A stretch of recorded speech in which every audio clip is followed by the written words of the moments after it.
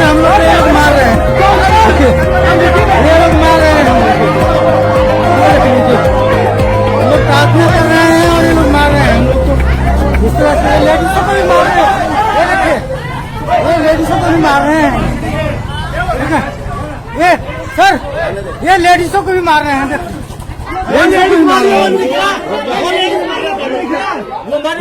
आप लोग पहले मार रहे हो, पहले आप लोग मारना स्टार्ट किए हो।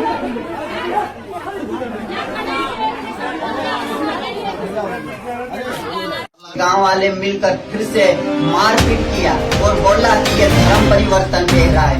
आपको मारा साथ में क्या सिस्टम में मारा क्या? हाँ, उनको वहाँ से मैं घरे आ गया पंचायत से उठकर, तो पंचायत से घरे उठकर आ गया तो वहाँ पर 4-5 व्यक्ति को उन्होंने घर भेजा। घर आकर मुझे डायरेक्ट धमकी दिया कि तू घर में से निकल, नहीं तो अभी तुझे जला देंगे, या तो गाँव छोड़ अभी इसी समय छोड़ दे, नहीं तो अभी जिंदा जला देंगे। इस बीच में मेरे बीच बचा की प्रेस लॉट सभी विश्वासी भाई बहनों को जय मसीह की। आज मैं भोपाल से लगभग 60-70 किलोमीटर दूर एक आदिवासी जगह पर आया हूं और साथियों, पिछले दिनों में आज से 2-3 दिन पहले हमारे भाई के साथ में अचानक गांव के अंदर हमला हुआ और वो आनन फानन में अपनी पत्नी के साथ में और अपने 3 बच्चों के साथ में वो आनंद फानन में वहां से कुछ दूर रहने लगे हैं। तो आज जब मुझे मालूम पड़ा, उस दिन मैं पहुंच नहीं पाया, परंतु बराबर मेरी उनसे बात हो रही थी और बात हुई। उसके बाद पुलिस थाने में भी मेरी बात हुई थी और फिर आज मुझे समय मिला तो मैं समय निकाल के भाई से मिलने के लिए आया हूं। तो पास्टर जी, आपका राष्ट्रीय विश्वासी महासंघ में स्वागत है। और बताइए, आज आप बता रहे थे कि आज आप आते से आप बता रहे थे कि आज आपको कुछ अगुवाई हो रही थी, तो बताइए। सबको जय मसीह की। मैं परमेश्वर का धन्यवाद करता हूँ, मैं परमेश्वर का धन्यवाद करता हूँ कि परमेश्वर ने आज मुझे रोज मैं काम धंधे पर जाता था, लेकिन आज परमेश्वर ने मुझे अगुवाई दिया और समथिंग 11 बजे मैं फूट फूट कर रोने लगा और परमेश्वर से पूछा, परमेश्वर आज ये मेरे आत्मा क्यों रो रही है, क्या बात है, क्या दिक्कत है। ऐसे पहले कभी मुझे ऐसा नहीं हुआ, लेकिन आज मेरी आत्मा बहुत रो रही है, हिचक हिचक के रो रही है। इसलिए मैं परमेश्वर से प्रार्थना किया और कम से कम आधा घंटा में रोया, घुटने पर बैठकर उल्टा घूमकर मुंह के बल रोया। परमेश्वर आज तो विशेष किसी को मेरे पास भेज रहा है मेरी मदद के लिए, मैंने यही ठाना। मैं परमेश्वर का धन्यवाद करता हूँ। बीते कल से मैं 2019 में मैं प्रभु यीशु मसीह को किसी भाई के द्वारा या बहन के द्वारा परमेश्वर का वचन मेरे पास पहुंचा। मैं कुछ बीमार था और सब दूर झाड़ा फूकी टोटल कर लिया। 9,000 अस्पताल में एक ही दिन में मैं 9,500 रुपए मेरा लगा चुका था। तब पे मुझे मेरी बीमारी ठीक नहीं हुई, चंगाई नहीं हुई। उस दौरान में घबरा गया, टेंशन में आ गया, चिंता में आ गया, मेरे माँ पापा सब घबरा गए। उस समय परमेश्वर का एक मैसेज मेरे पास आया, एक बहन मेरे पास आई कि आपको प्रभु यीशु मसीह चंगाई देगा, क्या आप प्रभु यीशु मसीह पर विश्वास करोगे? तो मैं तुरंत इनकार किया उस बहन को कि मैं प्रभु यीशु मसीह को नहीं जानूंगा, क्योंकि मैं हिंदू फैमिली में हूँ और देवी देवताओं को मानने वाला व्यक्ति हूँ। तो उस समय उस बहन को मैं डांटा और उससे दूर हो गया और उससे नफरत करने लगा और कम से कम 3 महीना समथिंग में उससे बात ही नहीं किया। जब वो मेरे घर आती मैं उसको देखकर भाग जाता, क्योंकि मैं गीता पढ़ता था, महाभारत, सुख सागर सब पढ़ा हुआ एक व्यक्ति हूँ। उसके बावजूद मैं बहुत बीमारी में हो गया, के जगह झाड़ू फूकी गया। एक दिन में 4 बाटल मेरे ऊपर चढ़ी गई डॉक्टरी में, पर कोई आराम नहीं था। लेकिन मैं जैसे प्रभु यीशु मसीह का सुसमाचार मेरे पास आया, मैं सुसमाचार को ग्रहण किया और मैंने प्रार्थना किया। प्रार्थना के द्वारा तुरंत मुझे चंगाई मिली और कम से कम समथिंग 1 महीना मुझे खाना नहीं खिला, मेरा गला अटक गया और पानी भी नीचे नहीं उतरता था। लेकिन प्रभु यीशु मसीह ने उस समय मुझे छुआ और मुझे चंगाई दिया। इस दौरान मैं प्रभु यीशु मसीह को जाना।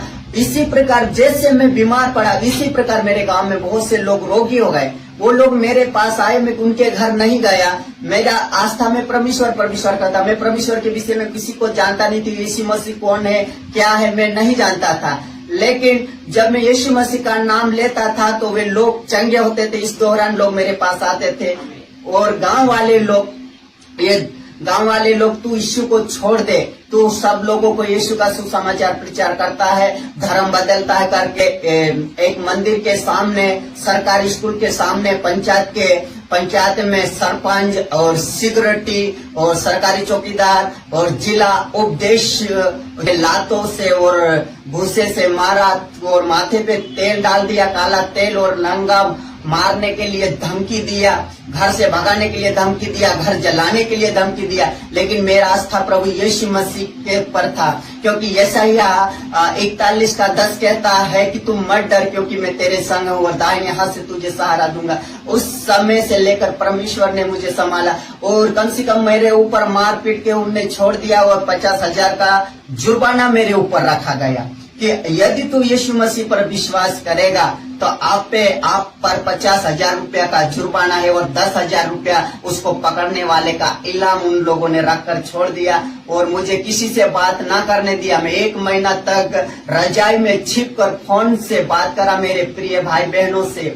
इस प्रकार से मेरे पे ऊपर सताव किया गया, हमला हुआ। पूरे गांव वाले में अचानक एक भाई बीमार था, उसकी खबर लेने के लिए वहां पर गया था गांव में, जिसको पेट में प्रॉब्लम था। तो मैं उसके घर खबर लेने गया तो मुझे आते रास्ता में गाड़ी लेकर मेरे पास पहुंचे कि आपको वहां बुला रहे। मैंने बोला कि भाई क्या बात है? उन्होंने कुछ नहीं बताया कि तू तो बेड और बीच में ले गया। वहां ले जाकर मुझे पूरे गांव वाले मिलकर फिर से मारपीट किया और बोला कि ये धर्म परिवर्तन कह रहा है। आपको मारा? साथ में क्या सिस्टर को ही मारा क्या? हाँ, उनको वहां से मैं घरे आ गया पंचायत से उठकर, तो पंचायत से घरे उठकर आ गया तो वहां पर 4-5 व्यक्ति को उनने घर भेजा। घर आकर मुझे डायरेक्ट धमकी दिया कि तू घर में से निकल, नहीं तो अभी तुझे जला देंगे, या तो गांव छोड़, अभी इसी समय छोड़ दे, नहीं तो अभी जिंदा जला देंगे। इस बीच में मेरे बीच बचाव में मेरे पापा आया, उसको 10 बजे का ऑर्डर दिया गया है, क्यों उसको परेशान कर रहे? तो मेरे पापा पर उनने खल्ले से मारे मेरे पापा को, 4-5 लोग मिलकर मारे। उसके बावजूद मेरी पत्नी आए और फिर मेरी पत्नी धर्मपत्नी मेरे पापा को बीच बचाव करने के लिए गई तो उसके पैरों में भी लट मारा। आज भी उसको चलने की नहीं बन रही, उसके पाँव में सूजन आ रहा है और नस जाम हो गई। सिस्टर, आपको पैरों में कहाँ चोट लगी? कहाँ लगी सिस्टर आपको? अच्छा, गठान बन गई पैरों में। जो कोई बात नहीं। अभी चलने में उनको बहुत दिक्कत आती है, पैरों में भी उनको मारा है। कोई बात नहीं, प्रभु आपको आशीष देगा। उसके बाद क्या हुआ? फिर क्या एफआईआर वगैरह हुई थी क्या? हाँ, फिर मैं पुलिस थाने में गया और मैंने गांव वाले पीड़ित कर रहे हैं और मेरे चाचा और बड़े बा के लड़के और चाचा के लड़के और चारों भाई मिलकर मेरे घर पर आए, मुझे धमकी दिए मारने की। और जब मेरे पापा बीच बचाव करने के लिए आया तो उन्हें भी उन लोगों ने मारा। इसलिए मैं पुलिस थाना में जाकर उनको बताया और वहां पर रिपोर्ट दर्ज करवाई। क्या मालूम वो रिपोर्ट लिखे नहीं लिखे मुझे नहीं मालूम, लेकिन मैं आवेदन बना के उनको हाथ में पहुंचा कर आया। उसके बाद वे लोग मुझे 10 बजे का फिर से ऑर्डर दिया कि कल 10 बजे तेरे बेटा नहीं होना चाहिए। उन लोगों ने मेरे पापा को चोरी से साइन करवा लिए कि यदि तेरा बेटा इस गांव में रहेगा तो तेरी जमीन हम हड़प कर लेंगे करके उनको धमकी दिया। मेरे पापा ने मुझे बताया, मैं उसी दिन दूसरे दिन 10 नहीं बजने दिया, उससे पहले मैंने गाँव खाली किया। और कम से कम लगातार आज 10-15 दिन हो गया, रोज भी बैठ रहे मेरे पापा को धमकी दे रहे, रोज पे रोज। दृष्टि विश्वासी महासंघ से सर लोग मुझे मिलने आए हैं, इसलिए ये गवाही में रख रहा हूँ। मेरी जो भी है परमेश्वर मुझे अगवाई दे रहा है, इसलिए मैं मेरी गवाही को रखा। प्यारे विश्वासी भाई बहनों, साधारण सी बात यह है कि इन्होंने प्रभु को ग्रहण किया। अद्भुत रीति से आदिवासी परिवार से आते हैं, बरेला समाज से। और जैसा कि आप सब लोग जानते हैं कि हमारे SC/ST के लोग कम पढ़े लिखे लोग होते हैं, इस कारण से देश के संविधान को वो सही तरीके से नहीं जान पाते हैं। और फिर हमारे ही लोग कुछ गुमराह होते हैं जो जुड़ के मसीह विरोधी संगठनों में जुड़ के हमारे लोगों पे ही अन्याय अत्याचार का काम करते हैं। ठीक वैसे ही उन्होंने ऐसा किया गांव में। भाई जब ठीक हो गए प्रार्थना दुआ से, तो भाई ने भी लोगों को सुसमाचार सुनाने के लिए काम शुरू किया। भाई की बढ़िया कलिसिया बन गई थी वहां पर, मगर उस कलिसिया को उन लोगों ने तोड़ दिया और इनको धमकियां देने लगे। 50,000 का जुर्माना लगाया गांव के सरपंच के माध्यम से। और एक रात तो इनके घर पर हमला हो गया था, घर इनको जलाने के लिए किया, साथ में बहन को भी मारा, गेहूं जला दिए, पूरे गेहूं भी थे वो सब जला दिए, छोटे छोटे बच्चों को भी मारा। ये 3 बच्चे इनके हैं, एक लड़की है, 2 छोटे बच्चे हैं। तब उसके बाद कोई बात नहीं, तब उसके बाद में ये लोग वहां से भाग गए। उस समय भी मेरी बात हुई थी और मैंने टीआई साहब से भी बात की थी कि ऐसा कुछ भी नहीं होना चाहिए। और फिर बीच में मुझे थोड़ा समय नहीं मिल पाया तो मैं मिलने नहीं पाया था इस परिवार से, मगर आज मुझे समय मिला तो मैं बहुत दूर से आया हूं इनसे मिलने के लिए। और मैंने इनको यही बोला है कि राष्ट्रीय विश्वासी महासंघ आपके साथ में खड़ा है। आप अपनी सेवकाई को अगर वहां नहीं कर पा रहे तो कहीं और अपनी सेवकाई को आप शुरू करिएगा, हम आपके साथ में हैं और प्रभु आपको आशीष देगा। आप बिल्कुल निश्चिंत रहें। और हमारे विश्वासी भाई बहन, देखिए हम तो कभी किसी बात का कोई पैसा नहीं लेते हैं। आप सब लोग जानते हैं कि 100 रुपए महीने की हमारी सदस्यता है, जो हम सब लोगों को खुल के बोलते हैं, क्योंकि एक संगठन को चलाने के लिए 100 रुपए महीना तो सदस्यता बनता है। परंतु अगर आप इस प्रकार के परमेश्वर में सताए हुए परिवार को अगर आप कुछ मदद करना चाहते हैं, जो आपकी स्वेच्छा हो, तो आप बिल्कुल राष्ट्रीय विश्वासी महासंघ में कॉल कीजिएगा। हम इनके नंबर आपको देंगे और आप हमें बिल्कुल मत दीजिएगा कुछ भी। आप इनको खुद अपने नंबर, इनसे नंबर लीजिए, आप इनका अकाउंट नंबर लीजिए, जो आपको देना है इनके फोन पे, गूगल पे किसी पे कुछ भी आप मदद कर सकते हैं। और आप इस परिवार के लिए दुआ कर सकते हैं। प्रार्थना करने वाला एक परिवार है, प्रभु का सुसमाचार सुनाने वाला एक परिवार है, पति पत्नी है, प्रभु में समर्पित है और साथ में 3 बच्चे हैं और इनके विश्वासी भाई बहन भी हैं, जो यहाँ पर आज विश्वासी भाई को भी पता पड़ा कि सन्नी उज्ज्वल आ रहे हैं, तो ये भी मिलने के लिए हमसे आए हैं। तो उसके गांव के तो वो हमसे आए हैं और साथ में हमारे संघ की बहन है, तो हम सब एक हैं और हम इनके साथ में खड़े हैं। आप निश्चिंत रहें। यदि आप कोई इनको आर्थिक मदद करना चाहते हैं तो आप बिल्कुल हाथ बढ़ाइएगा और आप इनको मदद करिएगा।